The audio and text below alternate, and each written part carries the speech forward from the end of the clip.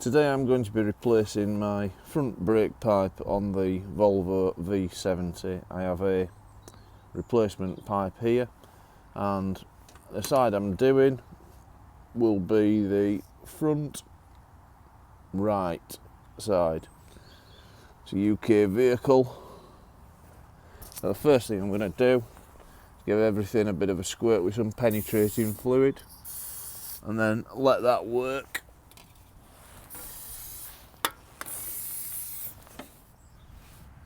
Before you start, just check that you can undo the bleed screw.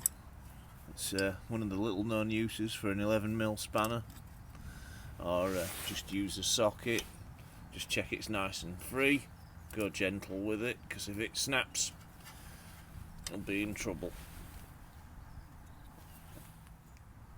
I'm going to place a few sheets of card under the vehicle just to protect the driveway and make the clean-up a little easier.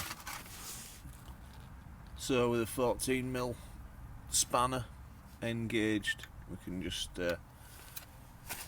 free that off, break that loose, so we know we're good to go at the top end. So I've found if you put the car into a full right hand lock, it will effectively move the drop link which connects to the anti-roll bar out the way, which will enable access with a couple of spanners. We've got a 13mm spanner on the left and a 14 on the right, or we could use a pipe wrench, but I've just had a gentle go. I don't want to round the nut off on the left hand side on the brake pipe. I just gently went for it, and we've got some movement, so we don't need to do anything much more than work it loose.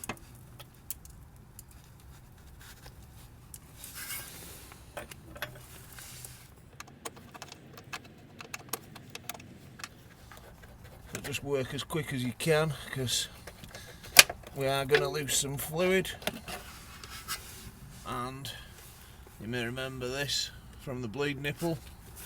Stick that over there,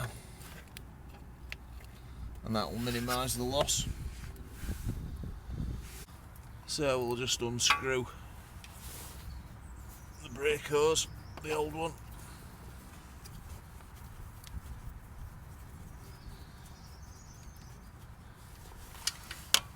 and insert the new brake hose. We're going to nip this one up.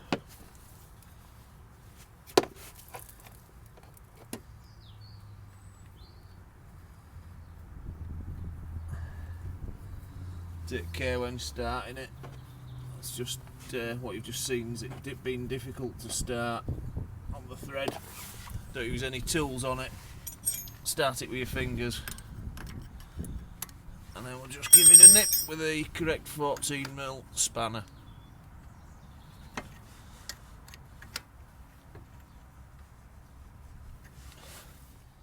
So working as quickly as possible, we're going to remove the cap and connect the new brake hose.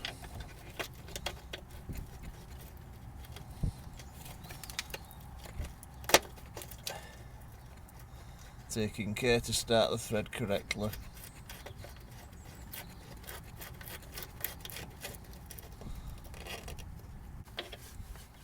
So it's still dripping.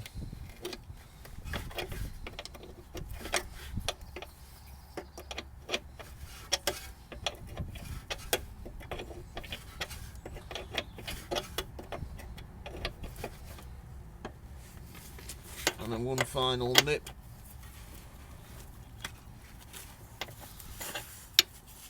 Make sure all's nice and tight.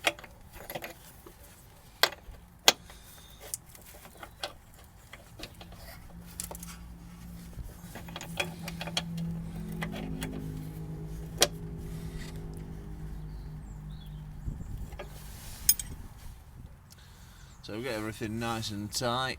What we're now going to do, you see this bit of rubber here, we're going to put that where it may rub. Ideally we don't want this pipe rubbing at all, but just in case, I do believe that's what it's there for, as a sacrificial piece of rubber. So I have a nice piece of reasonably clear pipe, so you can clearly see the benefit of brake bleeding. So we'll crack the nipple, and then what we're going to do is a gravity bleed. You can see you may be able to see the fluid level. So we're currently losing brake fluid from the master cylinder.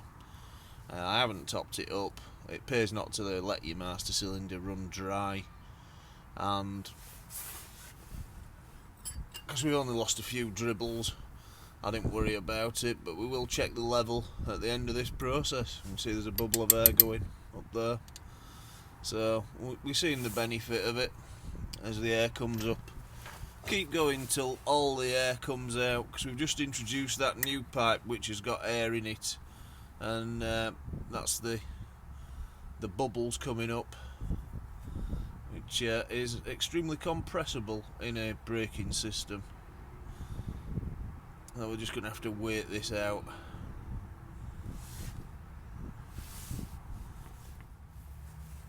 So all the air has came out. I actually quite like using a tube because I can control it. So next stage is just to nip the bleed nipple.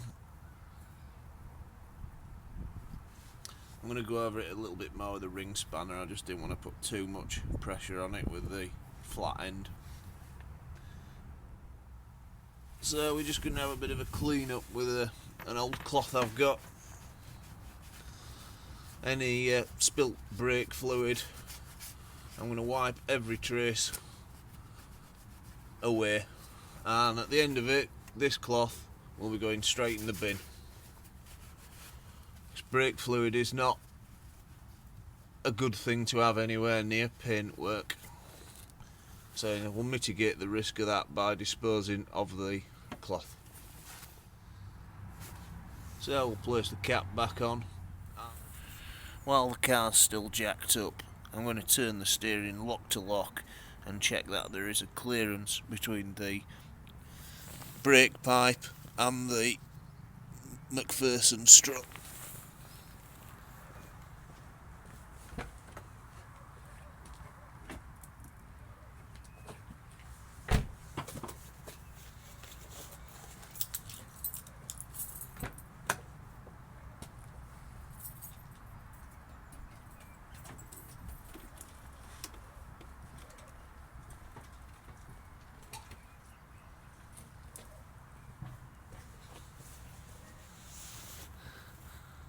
Oh, that looks reasonably good to me. I didn't see any rubbing. Before moving the vehicle, check that you've got a firm, good pedal. So we've had a bit of a tidy up. You can see the car's caught quite a few drips. But the good news is the driveway is nice and clear. So without further ado, we'll refit the wheel.